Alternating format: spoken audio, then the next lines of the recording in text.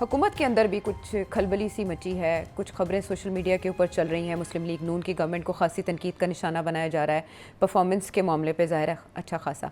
मैंने आपसे कैबिनेट में चेंजेस पर सवाल किया था तो आपने कहा था कोई 1 से 1.5 महीने दूर है अभी बात, फिर उसके बाद दोबारा बात हुई तो आपने हल्का फुल्का ही इशारा किया, मिला जुला तबसरा। सेठी साहब, अब खबर यह है कि वज़ीर आज़म ने करीबी रफ़क़ा से मुशावरत मुकम्मल कर ली है। अब जो वफाकी काबीना है उसमें नौजवान और नए चेहरे, फ्रेश एंड यंग फेसेस कौन हो सकते हैं? परफॉर्मेंस नहीं है। परफॉर्मेंस से मुराद ये है कि बहुत से एजेंडा आइटम्स हैं कंप्लीट नहीं हो रहे और ये कैबिनेट के अंदर मिनिस्टर्स काम नहीं कर रहे या काम करना नहीं आता। और ये कैबिनेट जो है इसको ज़्यादातर इसमें सियासतदान टाइप्स हैं जिसको काम शाम खास करना नहीं आता, इसीलिए काम नहीं हो रहे। अच्छा, ये तनकीद अब काफ़ी स्ट्रॉन्ग हो चुकी है। तो शहबाज के ऊपर प्रेशर होगा कि जी अब ब्रिंग यंग पीपल इन। अब ये यंग पीपल का चक्कर क्या है? बात यह है कि आप देखें पंजाब में क्या हुआ।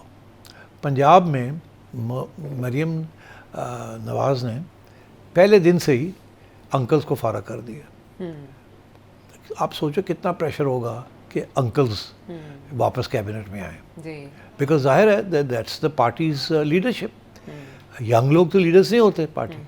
तो मरीम ने सब नौजवान लोग रखे हुए हैं, ब्यूरोक्रेसी के साथ भी काम कर रही हैं और यंग लोगों के साथ काम कर रही हैं। और वो नहीं चाहती थी कि अंकल्स हों वहाँ, क्योंकि फिर अंकल्स को ना करनी मुश्किल हो जाती है ना, और उनकी बात माननी पड़ती है नहीं। और फिर वो लंबे चौड़ी कहानियाँ बनाते हैं ना कि जी हमारा तजर्बा ये हमारा वो है, वो एक किस्म का वेस्टेड इंटरेस्ट बन जाता है। यंग लोग जो होते हैं वो उसके ऊपर आप काफ़ी दबाव डाल सकते हैं एंड दे कीन टू, जो आप कहती हैं कीन टू डू इट। तो अब शहबाज साहब के ऊपर भी यही प्रेशर है कि इतने बहुत सारे तुसी दादे बिठाए ने, वो नॉट डूइंग एनीथिंग। ठीक है, पार्लियामेंट में आके बैठ जाते हैं चुप करके और बाकी सेक्रेटरीज ही लगे हुए हैं, और वो एक हद तक होता है जब तक मिनिस्टर ना पुश करे, भाग दौड़ करे, तो सेक्रेटरी ने कोई इंसेंटिव नहीं होता सेक्रेटरी के लिए।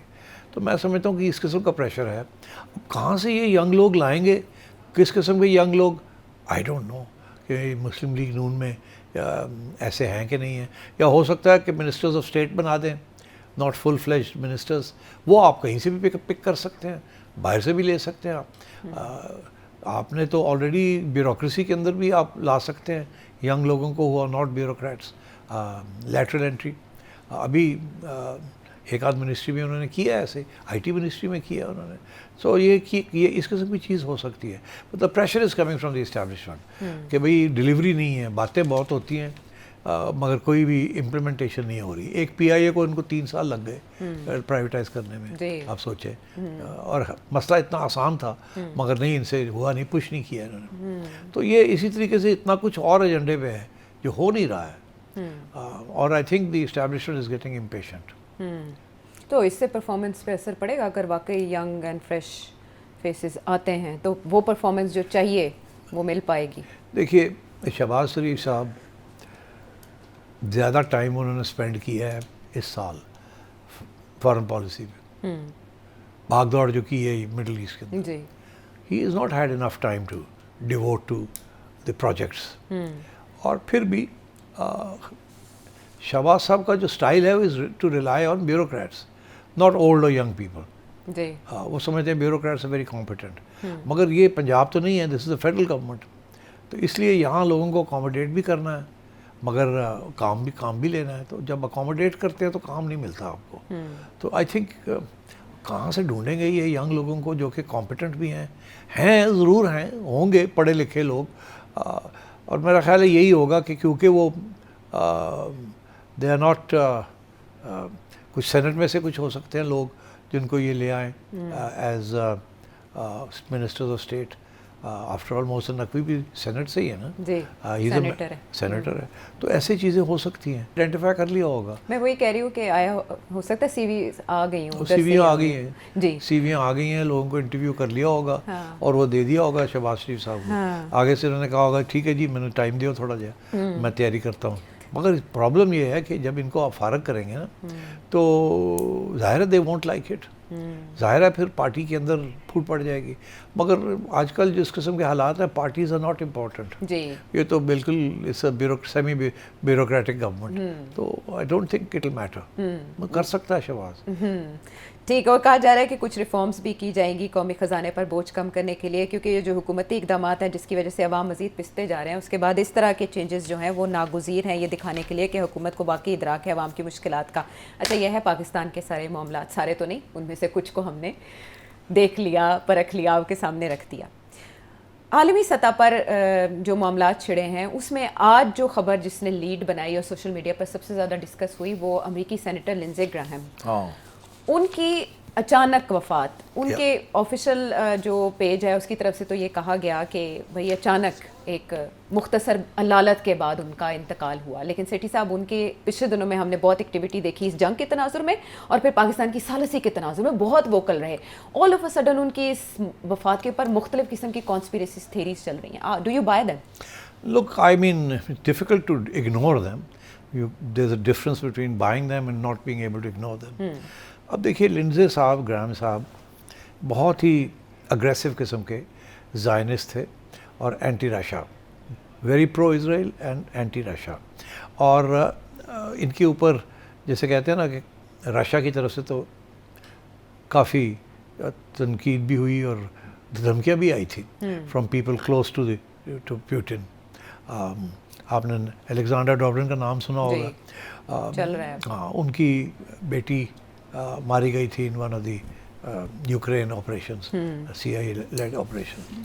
तो उन्होंने भी एक इंटरव्यू में कहा था कि इंतकाम लेना चाहिए और उन्होंने भी लिंडसे ग्राहम को टारगेट किया था।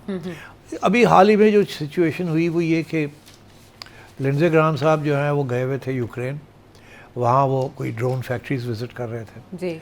अच्छा, और वो ज़ेलेंस्की को कहने गए थे कि तुम्हें जो चीज़ें चाहिए मैं दिलवाऊंगा। अच्छा। He was very pro Ukraine and anti Russia. तो Russia thought of him as an enemy. अच्छा, तो जैसे ही वो वहाँ से वापस आए हैं, ये वहाँ से निकले हैं वापसी, तो दो चीज़ें हुई। एक ये कि रशिया ने अटैक किया उस फैक्ट्रीज़ को जहाँ ये विज़िट कर रहे थे। हाँ। और उनको तबाह करने की कोशिश की, मिसाइल्स आई। उसके बाद ये अमेरिका पहुँचे हैं और जैसे ही पहुँचे हैं within 2 days he had a heart attack and he died। कुछ तो ये जो कंस्पिरेसी थेरीज हैं उसमें कुछ वज़न भी है, बिकॉज ये रशियन टेलीविज़न जो है RT के ऊपर ये डिस्कशंस भी होती रही हैं लिंडसे ग्राहम के बारे में कि जी ये बड़ा गलत आदमी है और ये अगर ये कर सकते हैं असैसिनेशंस तो हम भी कर सकते हैं असैसिनेशंस। तो ये असैसिनेशंस की बात चल रही थी। अब बात यह है कि अमेरिका के अंदर तो बड़े असैसिनेशंस होते हैं, वहाँ तो बहुत अभी प्रो एंड एंटी इजराइल लोग भी, कोई चार्ली कर्क को देख किया गया एंड सो मेनी अदर्स। और अभी भी बहुत से खतरे हैं एग्जिस्टिंग जो वहाँ एंटी इजराइल लोग हैं। मेरा ख्याल है कि ज़ोरान ममदानी इज़ ऑल्सो, आप इस खतरे का इजहार कर चुके हैं। बड़ा फिक्र है मुझे। और अब ये जो थ्रेट है, अभी डोनाल्ड ट्रंप गए हुए थे टर्की नेटो के लिए। डोनाल्ड ट्रंप गए थे उस जहाज़ में जो जो कतर वालों ने दिया था, बड़ा लग्जूरियस जहाज़ है, बोइंग है। और जब वापसी पे तो उनकी जो सिक्योरिटी डिटेल है उन्होंने कहा नहीं आप इस पे वापस नहीं जाएंगे, आप एयरफोर्स 1 पे जाएंगे। एयरफोर्स 1 आया, फिर उनको एयरफोर्स 1 लेके गया। तो ये क्या थ्रेट थी कोई कि नहीं थी? तो ये असेसमेंट तो होती रहती है ना सारा हर वक्त ही।